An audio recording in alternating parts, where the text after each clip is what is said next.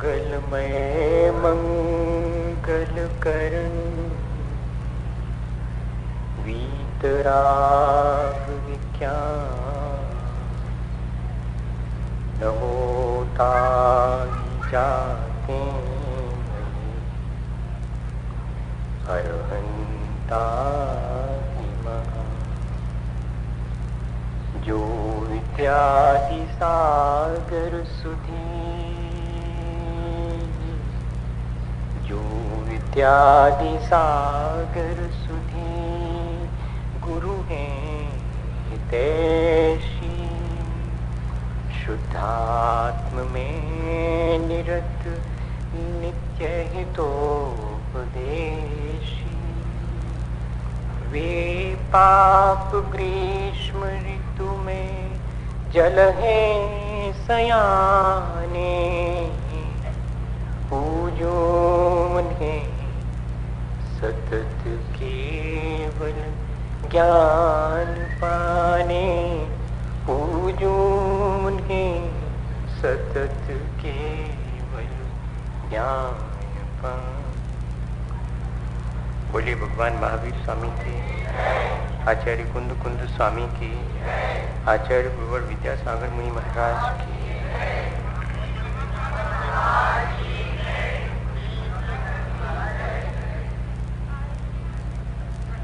हम सभी लोग अपने जीवन को अच्छा बनाने की प्रक्रिया पर हमेशा की तरह आज भी विचार करने के लिए उत्सुक हैं।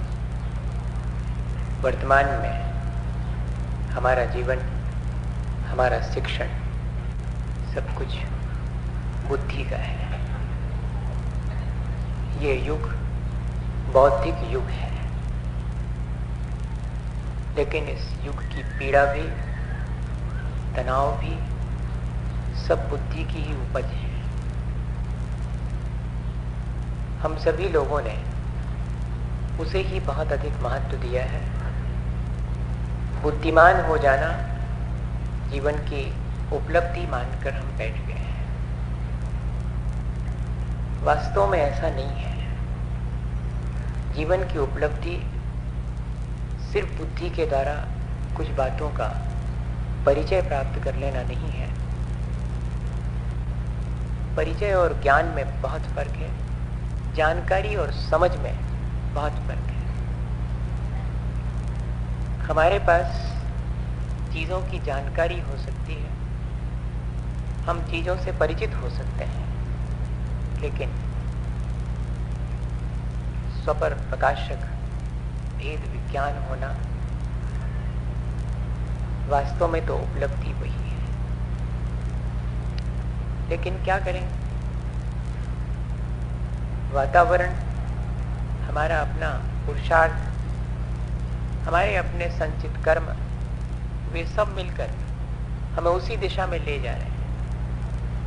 जो भी एजुकेशन है, जो भी इंस्टीट्यूट्स हैं एजुकेशनल, वे सब भी हमें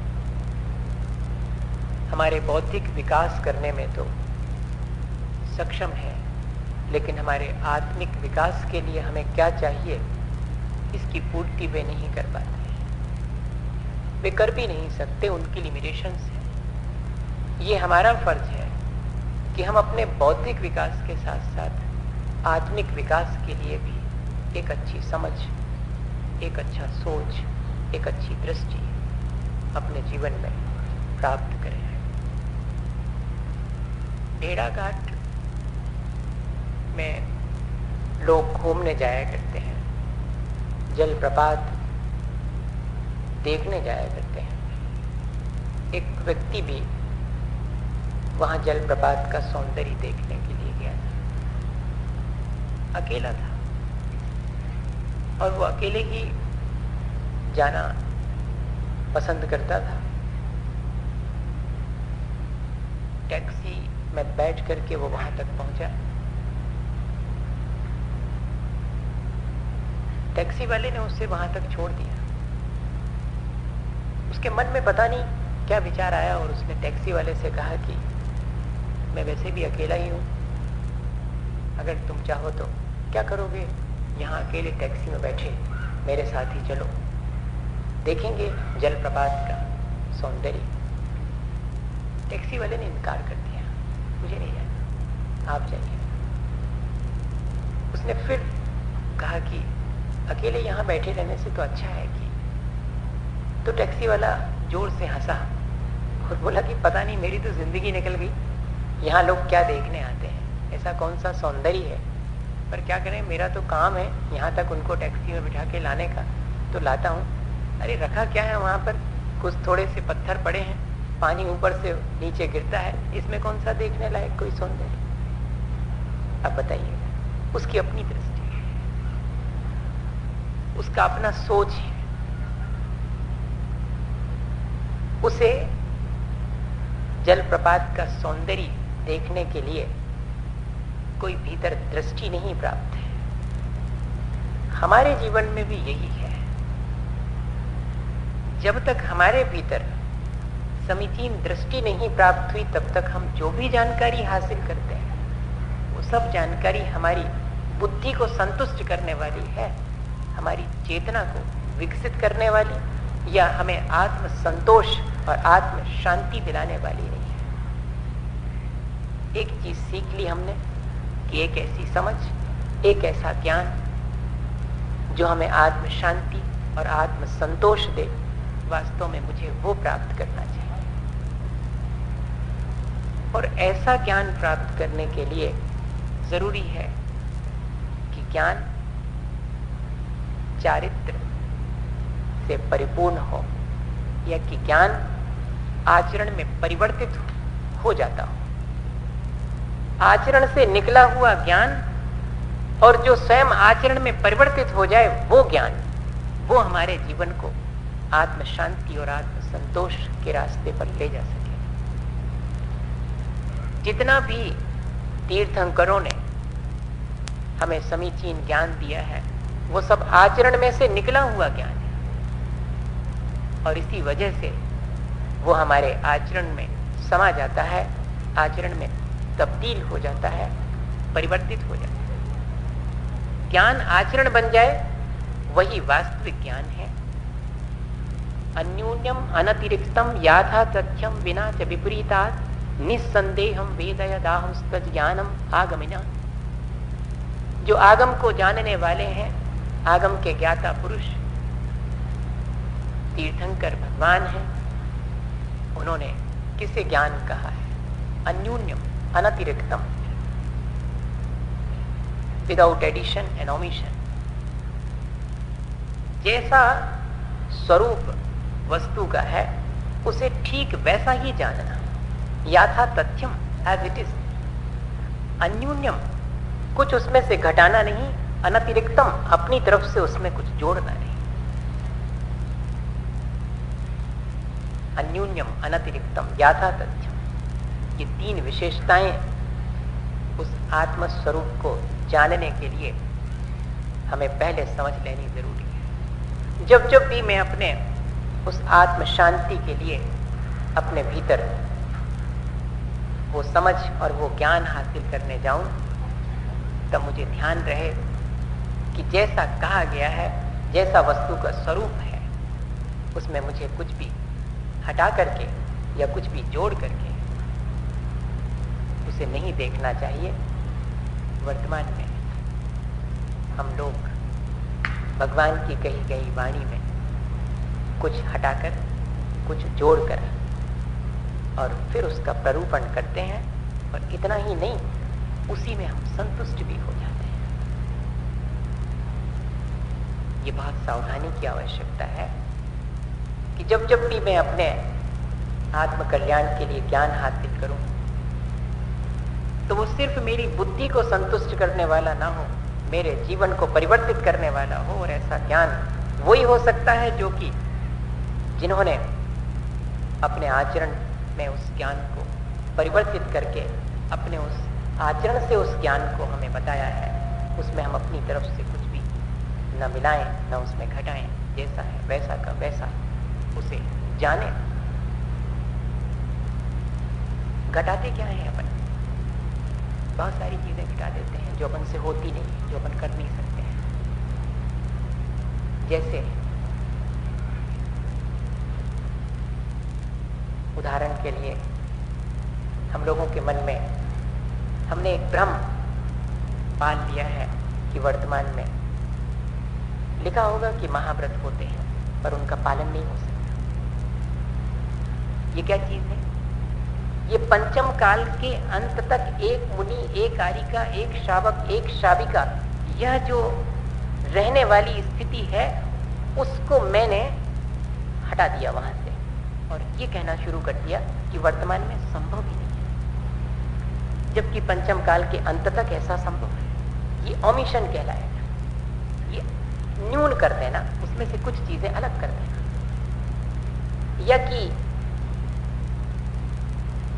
देव और नारकी जीवों की तो आयु या असंख्यात वर्ष वालों की तो आयु का अकाल में मरण नहीं होता, ठीक इसी तरह किसी का भी अकाल में मरण नहीं हो सकता।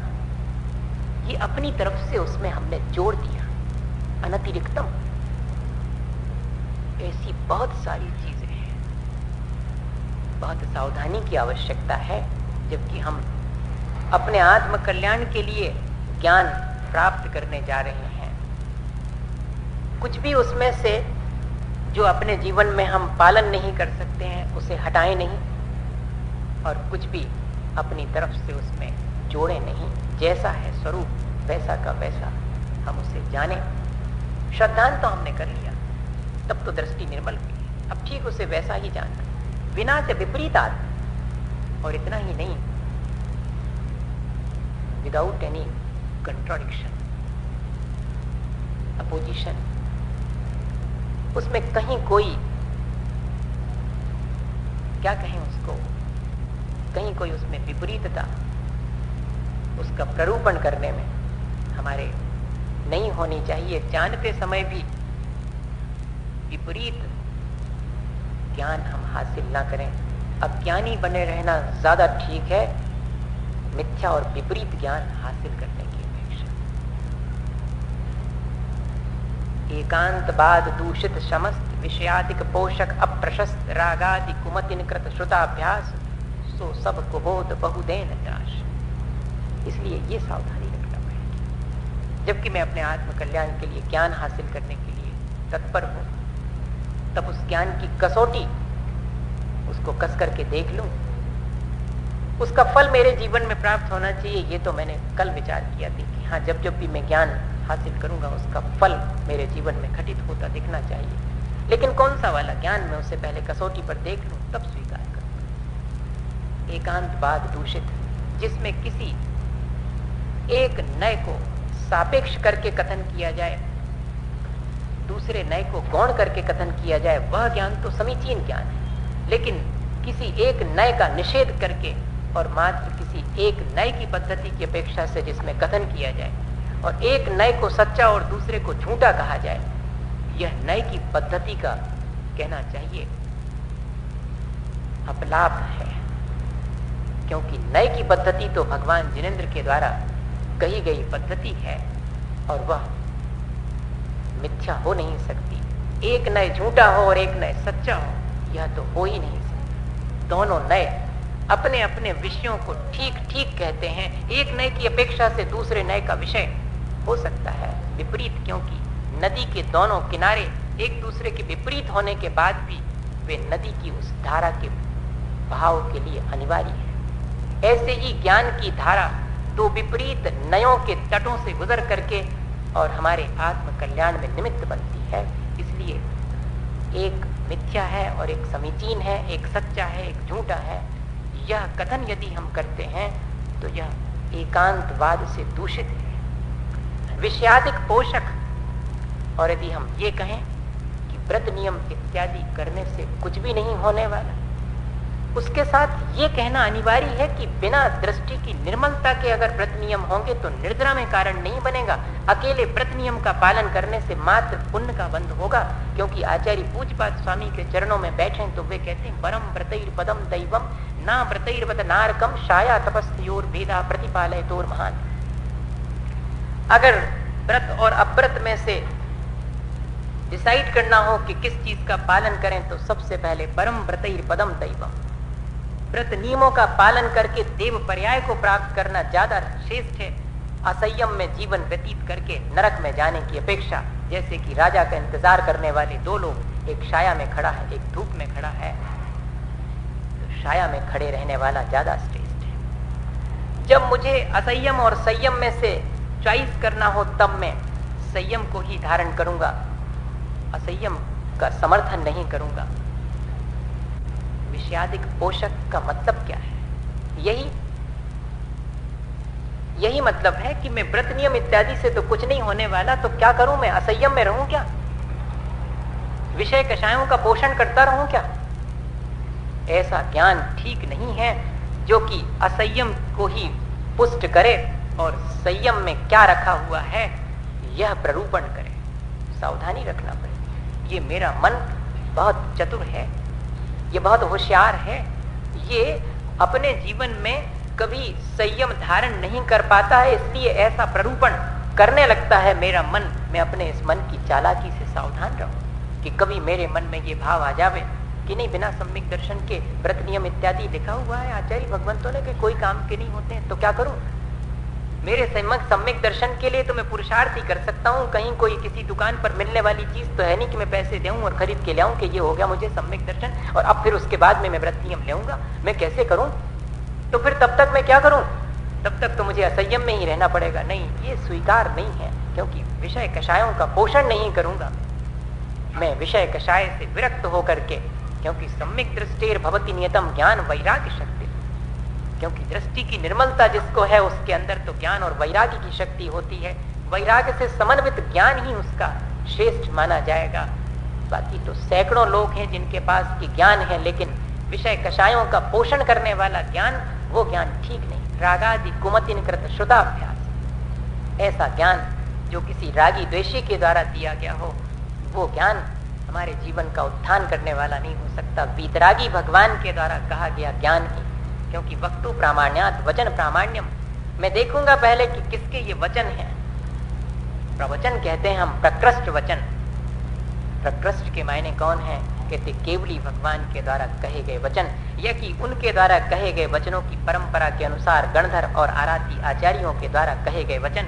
क्योंकि त्रयो वक्तारा, पूज्यपाद स्वामी के चरणों में बैठे तो कहते वक्ता तीन ही हो सकते हैं। प्रथम वक्तारा तीर्थंकर देवाः, पहले प्रमुख वक्ता तो हैं तो तीर्थंकर हैं या कि केवली भगवान हैं। दूसरे हैं अगर तो गणधर महाराज और शुद्ध केवली महाराज हैं। और तीसरे वक्ता कोई हैं तो आराती आचार्य, परंपरा से जिन्हें शुद्ध ज्ञान प्राप्त हुआ है वे ही। मैंने आपसे कई बार कहा कि मैं प्रवचन नहीं कर सकता, मेरी क्षमता नहीं है प्रवचन करने की। प्रवचन करने वाले तो ये तीन ही हैं। मैं तो उस प्रवचन को सिर्फ आप तक देने वाला, जैसे डाकिया दूसरे की चिट्ठी दूसरे के घर दे के आता है, उसका उसमें कुछ नहीं होता, ठीक ऐसा ही हूं। तब भी उसमें ये सावधानी रखना, आप मेरे कहे हुए को मिलान करके देखना, तब स्वीकार करना। वाह वाक्य प्रमाण नहीं चलता यहाँ पर कि महाराज जी ने कहा था इसलिए सब सही, ऐसे धोखे में नहीं रहना। मैं भी जितना कह रहा हूं उसे इस कसौटी पर कस करके देख लेना कि जो वचन कहे गए हैं वे वास्तव में अनंत और केवली या कि तीर्थंकर भगवान के हो सकते हैं या नहीं हो सकते। वे ऐसा प्ररूपण कर सकते हैं या नहीं कर सकते हैं। पहले आगम, फिर दूसरे नंबर तर्क और तीसरे नंबर पर गुरु परंपरा और चौथे नंबर स्वसंवेदन ज्ञानेन परीक्ष। इन चार कसौटियों पर परीक्षा कर लेने के बाद फिर उस ज्ञान को अपने कल्याण के लिए मानना, वरना धारणा मत बनाना। बहुत आसान नहीं है ज्ञान हासिल करना। इतनी सारी कसौटियां बना करके रखी हैं ज्ञान के लिए, तब जाकर के वो जो आत्म कल्याण का ज्ञान है वो प्राप्त होता। कोई विरला ही है जो कि उस आत्म ज्ञान को उपलब्ध कर लेता है, वरना द्रव्य शुद्ध को पढ़ने वाले तो सैकड़ों लोग हैं जिनको की पूरी 415 पूरी गाथाएं याद हो सकती हैं आचार्य कुंद स्वामी की लिखी हुई समय सार जी की, लेकिन जीवन में उसकी अनुभूति, उसका प्रतिस्फुटन वो प्रकट होते हुए दिखाई पड़े। समयम यस्य प्रयोजनम सा सामायिकम, उसके जीवन में वह समय, वह आत्मा की दृष्टि बाहर के कार्यकलापों में प्रकट होती दिखाई पड़े। दुकान पर बैठ करके और हम झूठ फरेब सबका आलम्बन लें 4 पैसे के लिए, और वहां जाकर के ये सोचें ग्रंथ को पढ़ते समय कि मुझे तो जैसे आत्मज्ञान हो गया है, अभी देरी है, अभी उतावली मत करना। अपने मन को समझा लेना कि अभी मुझे देर लगेगी, अभी तो मैंने सिर्फ भूमिका बनाई है इस द्रव्य श्रुत को, उसके आलंबन से मुझे आत्मज्ञान प्राप्त करना है। और वो जिस दिन मुझे प्राप्त हो जाएगा उस दिन तो कोई दूसरी स्थिति होगी। जैसे कि एक व्यक्ति कटनी में तय कर लेता है कि वहां की घटना है, तय कर लेता है कि मैं रोज 800 रुपए से ज्यादा की सौदा बेचूंगा नहीं, और जैसे ही 800 रुपए की सौदा बिक जाएगी दुकान पर, न्याय नीति के द्वारा दुकान बंद करके मंदिर पहुंचकर स्वाध्याय करने लगता था। एक दिन ऐसा हुआ कि सिरोपाव लेने के लिए एक व्यक्ति आ गया। सिरोपाव तो जाना सबको ब्याह भाव है, उसमें क्या सब जानते होंगे, जिनका नहीं हुआ उनको भी इतना ज्ञान तो रहता ही है। तो ब्याह से पहले और उससे भेंट करने के लिए चाहिए, और जब सारा सामान निकाला और उसकी कीमत जोड़ी तो 800 रुपए का हुआ, नहीं 400 रुपए का सामान बेचता था वो। हाँ, मैं भूल से गलत बोल गया, 400 रुपए से ज्यादा की सौदा नहीं बेचूंगा, और उसका सामान हुआ 800 रुपए का, तो उसमें से आधा सामान रख के और कहा कि इतना ही दे सकता हूँ। उसने कहा भले आदमी, मैं तो पूरा लेने आया हूँ आपकी दुकान से। उसने कहा आज की तारीख में तो 400 का ही दूंगा, इससे ज्यादा की सौदा नहीं दूंगा। आपको नहीं चाहिए अन्यत्र कहीं और से ले लें पूरी की पूरी, मैं तो आधी ही दे सकूंगा। ऐसा उसका विचार देखकर, ऐसी निर्लोभ वृत्ति देख करके, और वो बहुत प्रभावित हुआ। उसने कहा लाइए आज आधा दे दीजिएगा। और जैसे ही उसने 400 रुपए का सौदा लिया और वो दुकान से निकले सौदा उठा के, वो कि पहले जी दुकान से बाहर खड़े तारों लाएं, फिर निकलो जल्दी लगाएं, और सीधे जाकर के स्वाध्याय करने के लिए और बैठ गए। ज्ञान वास्तव में ऐसा हो। और अगले दिन वो फिर 400 रुपए की सौदा लेने जैसे ही दुकान पे आया तो उसके पैर छू लिए। जय जिनेंद्र कहा कि बहुत अच्छा, ये और ले, और आज तो 5 ही मिनट में मेरा काम हो गया। अब दुकान के वो जो 8 घंटे हैं वो सब धर्म ध्यान में व्यतीत हो जाएंगे। है इतनी निर्लोभ वृत्ति। वास्तव में जो आत्मज्ञान है वो ऐसे ही हमारे भीतर संसार, शरीर और भोगों से विरक्ति ला देता है। रहेंगे तो संसार में, लेकिन उस संसार में रचेंगे बचेंगे नहीं। वास्तव में तो या विद्या सा विमुक्ते, वास्तव में तो ज्ञान वो है जो मुझे संसार के प्रपंच से मुक्त करने की प्रेरणा देता रहे। 24 घंटे मुझे वो प्रेरणा उससे मिलती रहे। वरना तो ज्ञान, किताबी ज्ञान, वो जो किताब में है वो तो बहुत लोगों को मालूम है। यहाँ तो हम जिस आत्मज्ञान की चर्चा कर रहे हैं वह आत्मज्ञान तो मेरे पूरे जीवन को परिवर्तित कर देने वाला है। मेरी दृष्टि के परिवर्तन के बाद तो मैंने उसे हासिल किया है। जैसे ही दृष्टि परिवर्तित होती है तब वो आत्मज्ञान मुझे होता है, और उसके अभ्यास के द्वारा फिर मैं धीरे धीरे अपने आचरण को झांक करके देखने लगता हूँ। विरक्ति होने लगती है कि क्या रखा है सब, क्यों फैलाऊं मैं, संसार बढ़ाऊं क्यों। अब जब मैंने जान लिया है सारी चीजों को तो संसार बढ़ाऊंगा क्यों। वरना चारित्रहीन का विपुल ज्ञान अंधे के हाथ में लालटेन के समान है। बहुत सावधानी रखना।